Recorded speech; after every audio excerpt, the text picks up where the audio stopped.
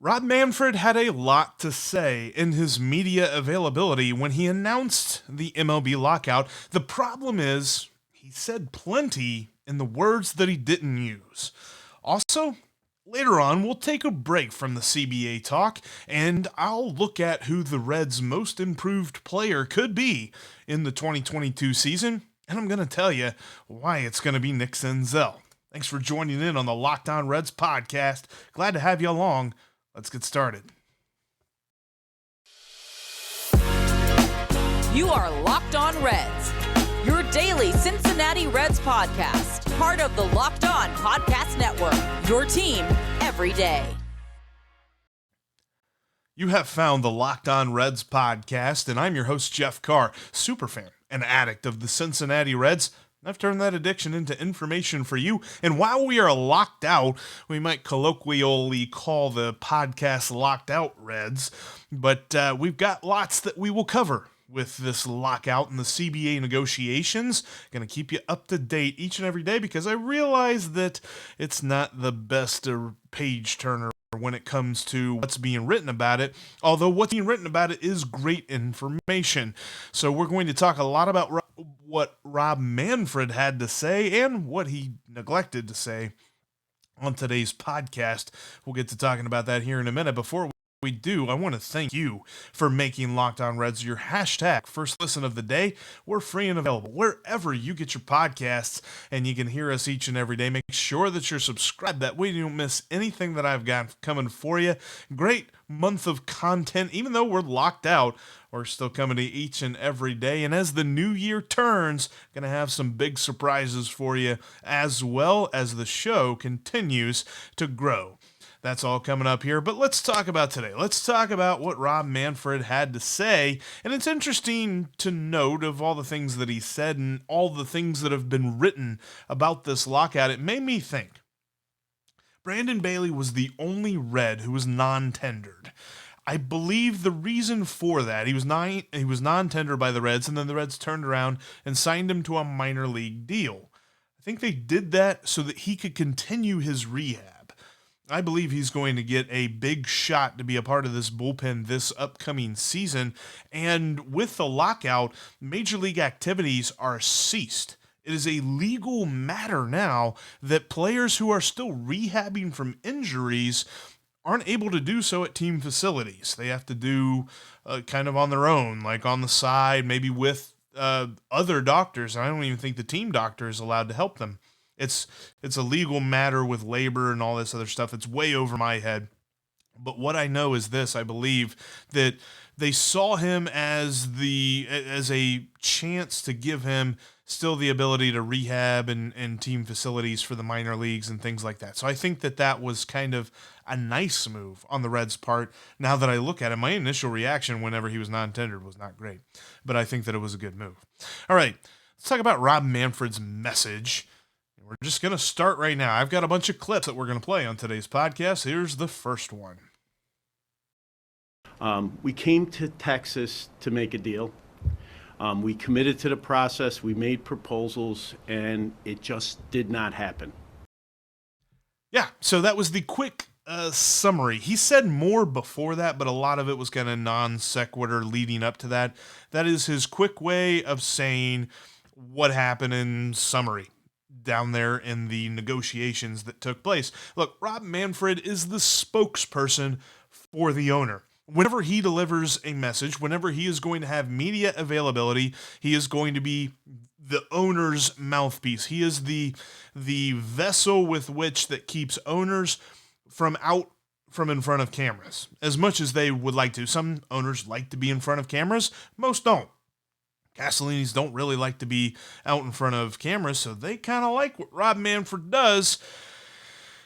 And look, I know that most owners, and that was a kind of audible exhale there, in sort of kind of a comment as to what Rob Manfred did through most of his press availability. I'm not going to show you the entirety of that video. It's about a 10-minute video as to his statement and answering questions and things like that. But suffice it to say, he betrays his own frustration with the process throughout this presser. He understands that he has to be the vessel for the owners and their mouthpiece, but I think that he could tell this really wasn't something he was happy to be doing. Manfred then comes to summarize the players' demands. A list that he said they made in May, and they didn't really waver from it in their negotiations down in Texas. The committee made creative proposals to address union concerns, including proposals that would materially increase salaries for young players, eliminate draft choice compensation, create a universal DH, and create a draft lottery in baseball for the first time. So that was the wrong clip. Let me play you the right clip, and we'll play that clip here in just a minute again. I'm not going to say much on the substance at the table. Suffice it to say that the Players Association, as is their right, made an aggressive set of proposals in May, and they have refused to budge from the core of those proposals. Things like a shortened reserve period, a $100 million reduction in revenue sharing, and salary arbitration for the whole two-year class are bad for the sport, bad for the fans, and bad for competitive balance. Competitive balance and revenue share. There's going to be plenty that I'm going to have to say about this throughout the entire lockout process, but I'm not seeing the competitive balance this revenue share is providing currently. I mean, the Reds continually tell us that they don't have money to win. They don't have money to build a payroll and build a roster that can fight for a World Series based on free agency and trades and things like that. And they have to draft and they have to develop and they have to take advantage of the system that is currently in place. He is making it seem as though revenue sharing is what is keeping this sport keeping the parity in this sport. And I just do not agree with him. There is a lot of teams, and, Scott Boras would definitely not agree with him, as he says there's basically 17 teams that aren't even trying to win this next season. So it's kind of weird that he kind of leans on that. And the players were trying to weaken revenue sharing because if you think about it, it's kind of a crutch the teams lean on. They're just like, well, we're going to get that money through revenue sharing however it comes. So if that's all we're getting, then, well, that's all we can use, and we're just not going to use very much of it, and they'll pocket the rest of the money from other places. Manfred then briefly touches on a few points that he sees as concessions the owners provided in their proposal that should have enticed players, and this is what he had to say about that. The committee made creative proposals to address union concerns, including proposals that would materially increase salaries for young players, eliminate draft choice compensation, create a universal DH, and create a draft lottery in baseball for the first time. There are a few items that actually kind of piqued my interest here. Eliminating draft pick compensation would be something I think players would like, and creating a draft lottery is also a very nice point. So I got to give them credit where credit's due when it comes to those details of the owner's offers. There should not be the race to the bottom that we've seen in recent seasons. The last team, the worst team in baseball, automatically gets the number one pick. A draft lottery system would be nice in that it wouldn't just guarantee you if you are the worst and you go and you lose 120 games, well, then you're going to get the best player in next year's draft. You're going to get that first pick. A lottery would not guarantee that tanking teams would get that number one pick. It also wouldn't completely get rid of tanking. See the handful of teams in the NBA that try to do that on a yearly basis. But it would cause some teams who believe themselves to be closer to the bottom than to a playoff spot to kind of look harder at what's going on.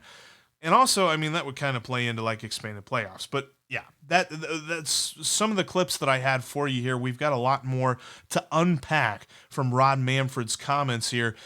But first, you should unpack a Built Bar. I'm talking about the best tasting protein bar on the market, bar none. It's made with 100% real chocolate. Whether you're talking about milk chocolate, they've got some white chocolate bars during the Christmas season. They've also come out with this brilliant new thing, ruby chocolate. I just had one earlier today, and I'm telling you what, you don't want to miss out on this. This is a chocolate that has kind of a berry taste to it. It's not milk chocolate, it's not dark chocolate, it's not white chocolate, it's ruby chocolate. Check them out today at built.com. Use the promo code LOCKED15 to save 15% off your next order. Look, it's the holiday season. We're talking about candy and cookies and so many desserts that you see at holiday parties. How about replacing one or two of those with a Built Bar? You're still going to get that craving fix when it comes to something sweet because Built Bars are amazingly delicious, but we're talking about 180 calories or less, up to 18 grams of protein, less than 4 grams of fat, less than 4 grams of sugar. Check them out today at built.com. Use that promo code LOCKED15 and get yourself some Built Bar. Help yourself when it comes to the healthy side of things, and don't sacrifice on taste, and do it with Built Bar today at built.com. And with that promo code LOCKED15. All right, so plenty more that Rob Manfred had to say. And when we kind of break this down, firstly, want to thank you for making Locked On Reds your hashtag first listen of the day. And real quickly, too, before we jump back into that, there's this really awesome cause that I saw. Christian Yelich shared a tweet about a young kid that was killed in the Waukesha incident. I don't know if you saw the news about what happened in Waukesha at the Christmas parade. There was a guy who drove a car into the crowd. It was sad. Yeah, and then many people died, and there was lots of injuries and things like that. It's awful. But there was a kid named Jackson, and I'll share this tweet with you, that best friend of the podcast, Stephen Offenbaker, shared Christian Yelich's tweet. So I kind of wanted to get everybody involved in this. This is a great little thing just today, hashtag jerseys for Jackson, to honor him and Jackson's love for the game. Jackson's parents are hoping that everybody at his school will wear their favorite baseball jersey today, this Friday. So let's expand that, not just his school. Let's all baseball fans come together and celebrate the love that Jackson had for baseball and the fact that he got his life stolen from him so suddenly. It's terrible that anybody in that incident had to go through what they have, but I think that we should all wear our jerseys for Jackson. And there's something therapeutic about wearing a Reds thing. When I said I wouldn't wear a Reds thing until the Reds actually made some kind of transaction to improve their team for 2022. It's nice to wear some Reds for a day, but I'm wearing it for jerseys for Jackson, hashtag jerseys for Jackson. Not wearing it because the Castellinis did something amazing. That's lots more to talk about on that as we go along. But yeah, hashtag jerseys for Jackson. All right, let's jump back into Manfred's comments, because the commissioner was asked a litany of questions. But the first one that I really wanted to hear came from Jeff Passan. He had this to say. He asked just how much of a sense he got from how close the owners and the players are actually to a deal. I thought his thoughts were telling. The timing of a deal, you're always one breakthrough away from a deal. That's the reality. I mean, I can't answer it better than that, Jeff. I'm not trying to duck you, but literally, I think a big piece of the process is trying to make proposals, have conversations, make suggestions that could lead to that breakthrough that shows you the way. I really should have acted like I asked that question, because he addressed Jeff, so it would have made it seem like he was actually talking to me. That would have been kind of cool. Anyway, missed that opportunity. But when I think about the answer that he gave for that, the first thing of what he said, it's what he didn't say. It's the first instance of what he didn't say that really stuck out to me. They're not close. This isn't something that's new. People have been reporting on this for a while, but Manfred, being the spokesperson for the owners, wants to avoid any inference that the owners can't work this out, that they can't fix this, because if the owners look like the good guys, then the owners look like the good guys. This is Rob Manfred's a lawyer. This is a lawyer kind of tweaking what I tell my wife whenever she asks me if I've taken the trash out. Yeah, In theory, sure, it's already done. Just got to take the bag out of the can and voila, it's really close to being completed. Like he said, that these deals just get done. It's done in theory. It's in their head. The deal's done in theory. It's not close. It's not close. All right. And then when asked if the owners feel willing to make any concessions in their next round of negotiating. And do you think you have made enough? I mean, let me say two things about that. We are willing to continue to commit to the process to get to a fair agreement. If that involves making further concessions, it involves making further concessions. Just as a matter of perspective, we proposed the elimination of draft choice compensation. This industry had a strike over that issue in 1985. That is a major concession that has been the source of friction as to how the free agency system has operated. We have made concessions. Yeah. Look, the draft pick compensation concession is nice, but this goes back to what I said on yesterday's podcast. The owners and the players must achieve a level of transparency that they don't currently have. Excuse me. Respect is missing in these negotiations. That's evident. That's not something that you have to read very far into what's being said about the owners and the players' side of things. It's kind of evident. When Manfred was asked about the rift between these two sides, he attempted to sidestep it, which only speaks to how wide this rift really is. The whole relationship issue, I think people put way too much emphasis on that issue. At the end of the day, it's about the substance. We're here, they're there, we need to find a way to bridge the gap.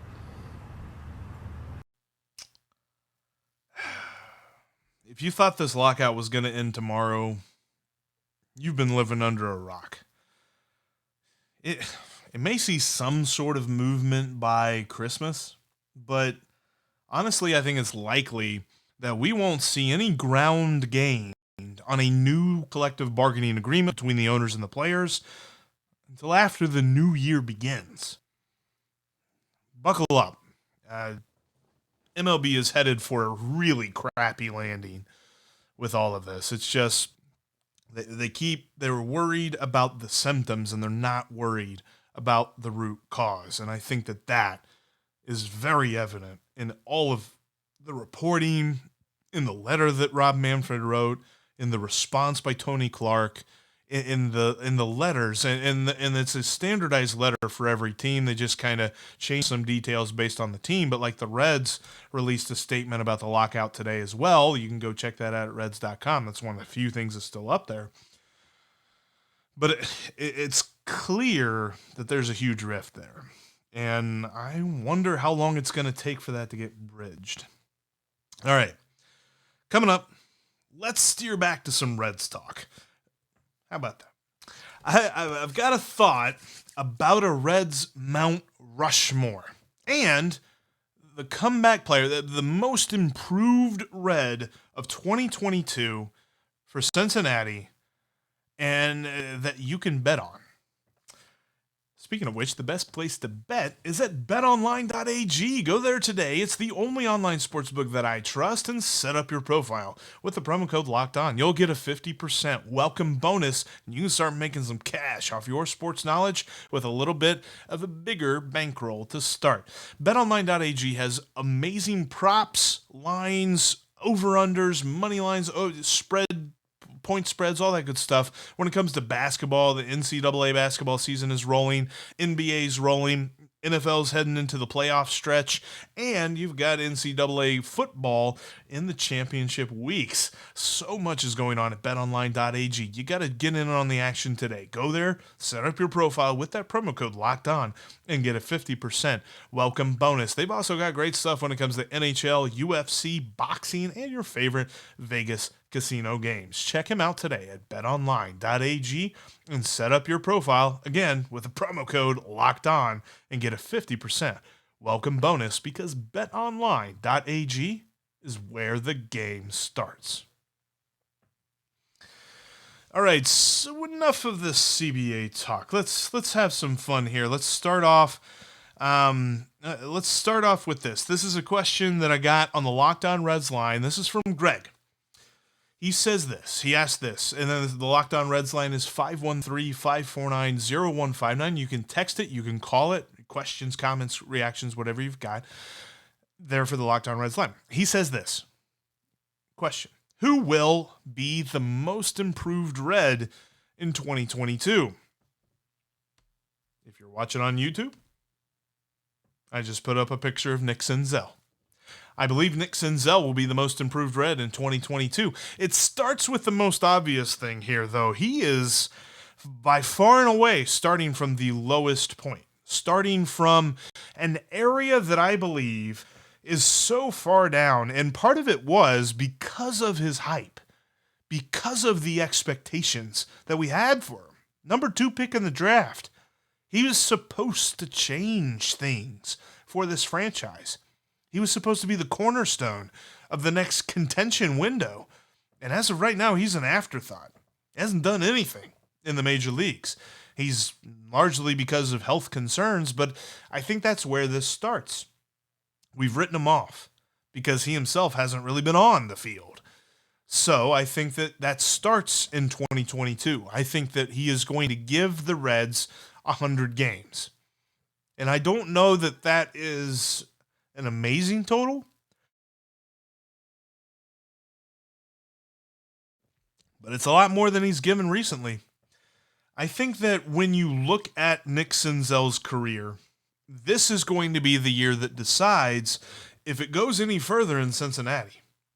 I know that he was arbitration eligible this year. They tendered him a contract.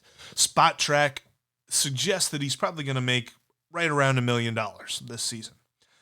So I think that a lot of that has to come with the fact that next year, depending on his performances, he's going to get somewhat of a raise, and the Reds are going to really look themselves in the mirror when it comes to their former number 2 pick in the draft. How much do they expect from him moving forward? I think that they are really hedging their bets in the outfield on Tyler Naquin and Nick Senzel. That's why they've not been aggressive in going to get a replacement for Nick Castellanos. There's still the chance that they could bring Castellanos back, but that chance is slim. And I don't think that they're really going to make some kind of big splash trade there to play in center field. And look, Jose Barrero has a shot to really take playing time away from Nick Senzel. So Nick Senzel has to come into spring training with the feeling that he doesn't have a spot on this roster. And if he doesn't, then I'm really not sure what he's looking at, because as talented as he is and as much hype as there was, he's an afterthought. He was not around last year really for anybody to see anything that they could latch onto to believe that Nick Senzel was going to be something this coming season. That's why I think that he's going to be the most improved Red in 2022, though, because nobody sees it coming. Nobody thinks that he's going to give the Reds anything, and I think that he's going to play 100 games. And I think that by playing 100 games, we're going to see a little bit more consistency. A little bit more, actually, we're going to see anything of a performance. His career numbers are pretty much nothing. I mean, they're the kind of numbers that you see from a guy who gives you a cup of coffee and then disappears. But that's not something that the Reds really want to try with him, because right now they're trying to be this cost-effective machine that they still want to compete, but they don't want to pay for it. If you're going to be successful at that, you have to have success with Nick Senzel. And I think that he is the Reds' most improved player in 2022 when I get my crystal ball rolling and take a look at it. And lastly here, I want to bump a tweet. This is a tweet response from my take yesterday. Yesterday I said that Frank Robinson is the best Cincinnati Reds player of all time. I got a response on Twitter from Mr. Nev, at Mr. Irish Red. He says, best Red is Johnny Bench. Frank Robinson is on the Mount Rushmore. So that got me thinking. That's one of the staple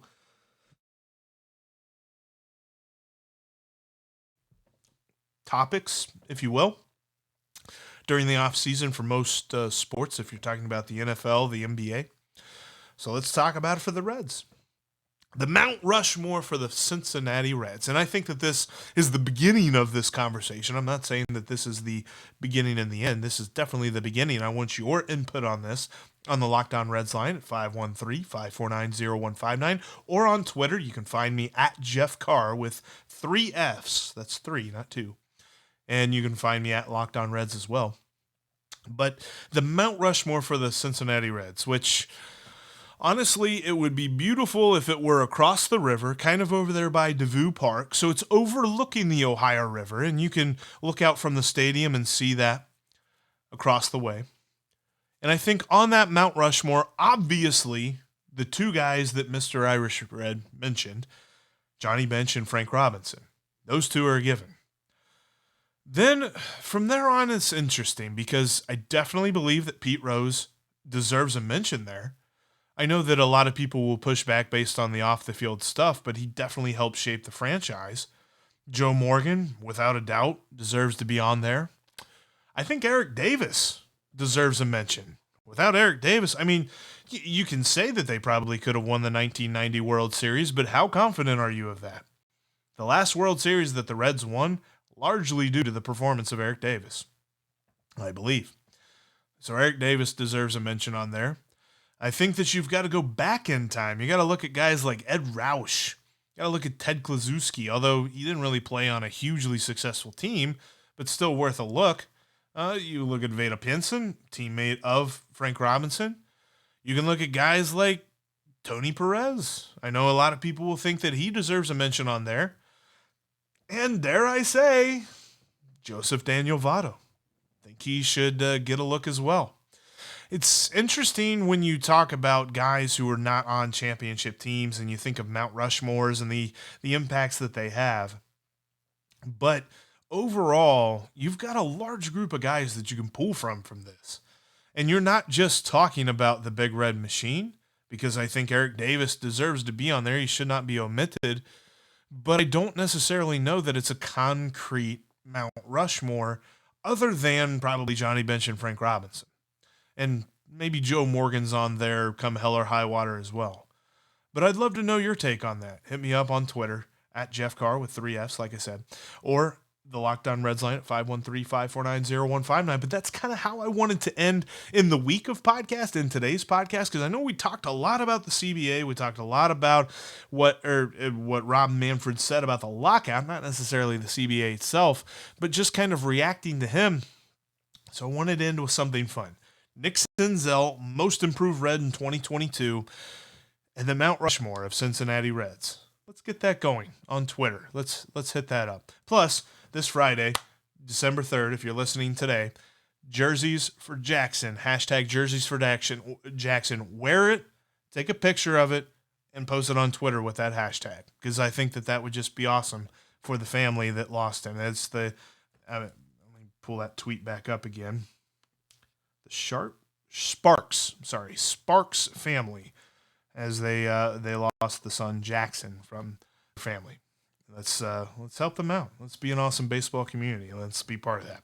All right, that's going to do it for us here on today's Locked On Reds podcast. Thank you so much for watching. Thank you for listening, making us your hashtag first listen of the day. Now make your second listen Locked On Bets, as your boy Q and Lee Sterling give you all the advice that you need to make some cash at betonline.ag. That's Locked On Bets, just like Locked On Reds, free and available wherever you get your podcasts. But as for me and myself, hope you guys have a great weekend. It's the off season and it's the lockout, but we're Locked On Reds every single day.